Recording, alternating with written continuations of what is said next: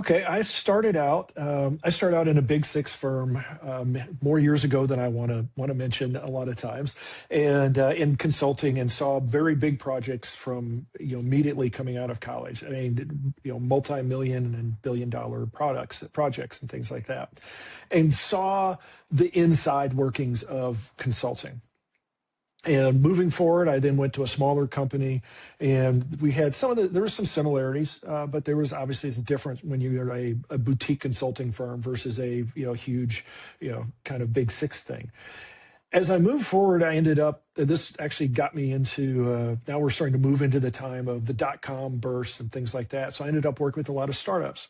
So this is where I really got to know founders, because that's the one thing you get in a startup is when it's just a couple of you, it's basically everybody's chief cook and bottle washer. And so I managed to get a lot of background and a lot of insight across a couple of different industries as I was working in these various startups.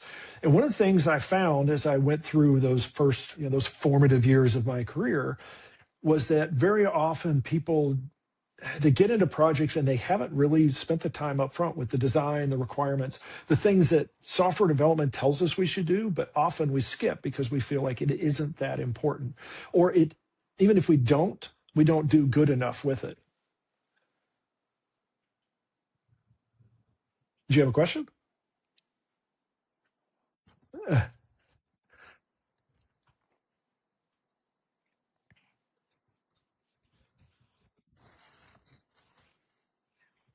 hmm And and that's where I got into more and more feeling that that I wanted to help out at that part, that was really where I felt like we'll call it my calling is, and started RB Consulting about now about 20 years ago, and have started initially just solopreneuring it and working my way through it, and then have grown over the years as I found ways that found that I wanted more and more really to focus on this aspect of it, of helping companies get set, get a project in place, and find a way to be successful by starting it the right way, as opposed to just coming in and having to clean up after the fact.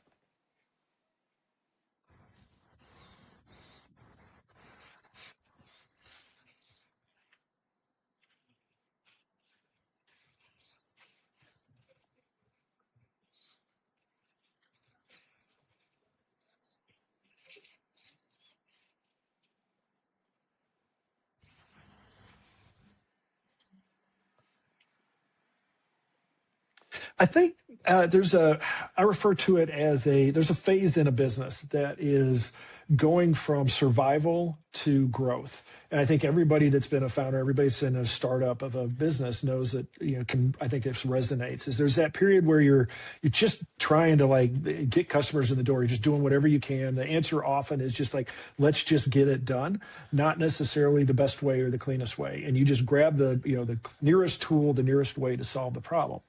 Now, fast forward a little bit and you get to a point where you're like, okay, now we can breathe. Now we're stabilized, but either we want to grow more and what we're doing is not going to scale, or we know that we want to scale what we have and we need to sort of figure out, assess where we're at right now. So we figure out how do we take what we did, clean it up, turn it into processes, turn it into something that's repeatable, that's maintainable, that can grow in a way that makes sense.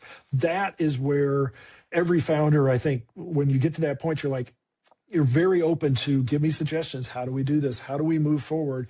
And you understand that we have essentially a mess. I've referred to it at times as like if you're creating a great meal in a kitchen, right after the meal gets done, unless you're an incredible chef or something, the kitchen is a mess. And now, before you do your next meal, you want to make sure that you clean the kitchen up. And that's sort of what we end up with. We have sort of like a technology mess, a technology sprawl or junk drawer that we've put together. And now we need to clean that up so we're in a good position to move forward and actually grow and scale our business.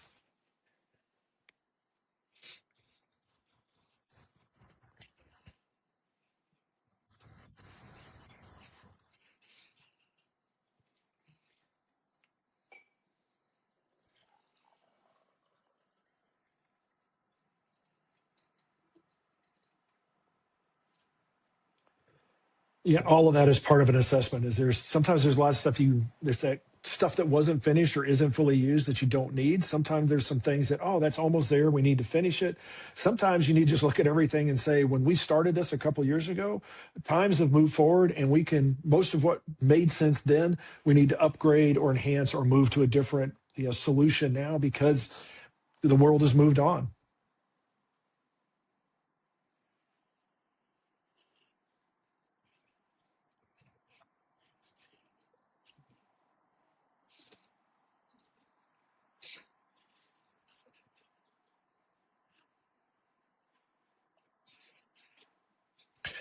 It really does come down to taking a deep breath and taking your time getting into it. The ones that even though every project starts with like, we're going to do it right. At least almost every, I think almost everyone I've gone, if not all of them, they start with, we're going to do it right. We know how to do it right.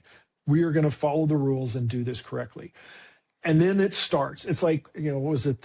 Somebody once said that once you go to war, as soon as the first was it the first, all your plans, once the first shot is fired, the plans just get thrown out. It's sort of the same sometimes with projects. As soon as you start getting that first taste of like, okay, now we're moving, sometimes things start to move a little too fast.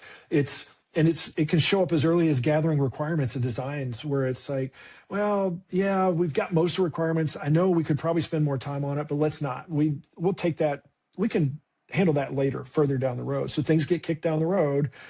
And if you don't, that's the ones that I found that are much more that are going to be successful. It can be almost maddening to people, especially if you're impatient, when you're sitting in that and you're really walking through all of the details of what you want and what success looks like. But those are the projects that end up successful because we have started with a solid plan. And that doesn't mean it's 100%, but it is a solid plan. This is what we're going to do. These are where the unknowns are that we need to chase down. These are the decisions that we need to make, but this is when we need to make them. And then you have that plan and you execute on it.